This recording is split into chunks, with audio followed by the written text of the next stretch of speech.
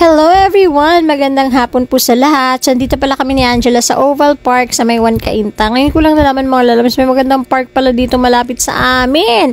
Kaya ayan, pinuntahan namin ni Angela. As in, pwede lang siyang lakarin, pwede niya sumakay ng motor. Ayan, nang pagpasok mo pa lang ang dami ng puno, 'di ba? At saka tingnan niyo naman mga lalabas, may hawak kaming racket, badminton racket kasi balak na namin ni Angela mag-badminton dyan sa park. Kasi actually mga lalabas, lagi kaming nagba-badminton ni Angela every hapon. Parang exercise na din namin. Kaya lang naging problema kasi na sumasabit yung bola namin sa wire. Kaya dyan gusto namin subukan mag-badminton dyan. Tinulo ko pa yung oval, ang ganda, di ba lalabs, ang lawak. Kaya at saka ang daming nagja-jogging.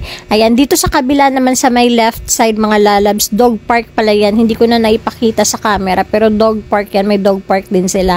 O, di ba ang lawak niya, grabe. At least dyan, pag nag-badminton kami, hindi sasabit yung bola namin ni Angela. Kaya ayan, tinuro ko din yung skate park naman dito may banda sa gilid. Kaya makikita nyo mga lalabs, may mga nag-skateboard dyan. O, di ba ang ganda? Gawa pala to ng aming mabuting mayor. Ganda-ganda, ang lawak-lawak. Tsaka malinis talaga siya, promise. Tsaka dito, o tingnan nyo naman yung skateboarding nila. Medyo malawak din. May nag-skateboard pa dyan. O, di ba ang galing ni Kuya?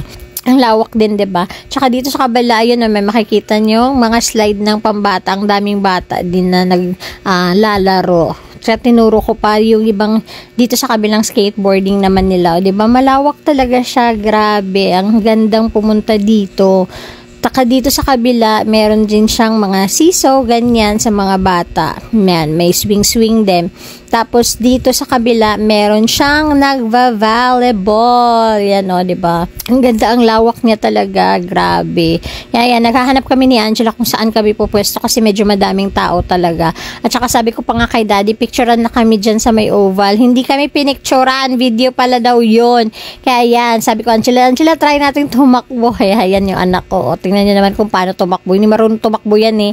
Yan, nasita pa kami dyan ni Kuya kasi hindi nga kami naka-rubber shoes. Kailangan pala naka-rubber shoes pag iikot dyan. Kaya yan. Tsaka yung isang lalaki din dyan sinita ni Kuya kasi bawal daw pumunta dyan sa gitna kasi hindi pa daw pinapayagang may magtambay dyan sa may gitna. Yan, bumalik na kami kasi hindi namin kaya umikat ang layo mga lalabs. Tsaka nasita nga kami dyan dahil nga nakachinelas lang kami. Ayan. Nagtuturo pa ako kung saan kami pupwesto mga lalabs kasi medyo madaming tao kasi nga weekend, diba?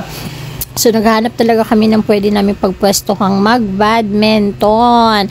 Ayaw namin umuwi nang hindi kami nakakapag-badminton dito kasi ito nga yung pinunta namin dito, mga lalab. So, diba, tinanong ko si Kuya kung pwede kami sa gitna, hindi nga daw pwede. Kasi dun lang nakita kong bakante. Ito, dito pala may bakante, pero nasa gilid na kami. Tingnan mo, ang daming lalaki nakatambay dun sa gilid. Oh my God.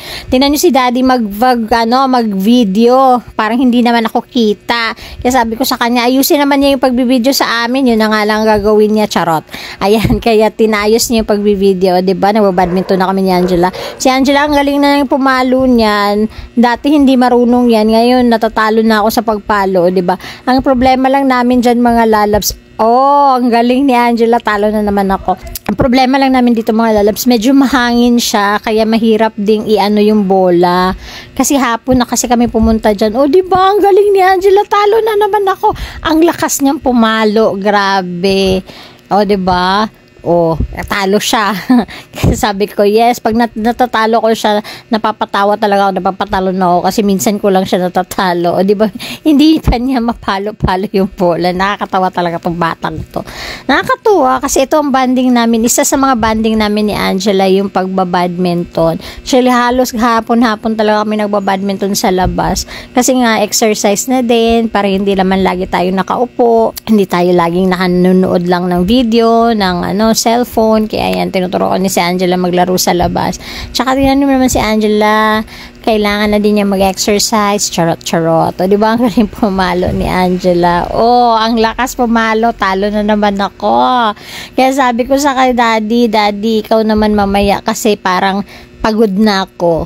Kasi tingnan niyo naman pumalo si Angela, medyo malakas. Kaya yan, ang Daddy na nga niya ang try. Silang dalawa naman ni Daddy ang nag-badminton. Minsan lang din sila nakakapagganyan kasi nga may pasok si Daddy, 'di ba? Every Saturday, Sunday lang. At saka ngayon lang talaga namin nasama si Daddy dyan. Kasi nga sabi ko, Daddy, puntahan natin. Kasi hindi ko pa nga alam kung saan siya pupunta. Nag-waste lang kami. At saka nag-motor. Kaya yan, sabi ko, Daddy, lipat tayo doon sa kabila. Kasi wala nang nagbabadminton. Kaya nakalipat kami dyan. O diba, ang hirap kasi yung hangin pumupunta sa amin. Ay, yung hangin nag-aano sa bola. Kaya medyo mahirap din, tsaka nakakapagod. Pero, carry lang. As in, at nag-enjoy kami ni Angela. Kaya, ayan. Badminton, para pumayat tayo. Thank you guys for watching. See you on our next vlog. Bye everyone. Supportahan nyo naman kami mga lalabs.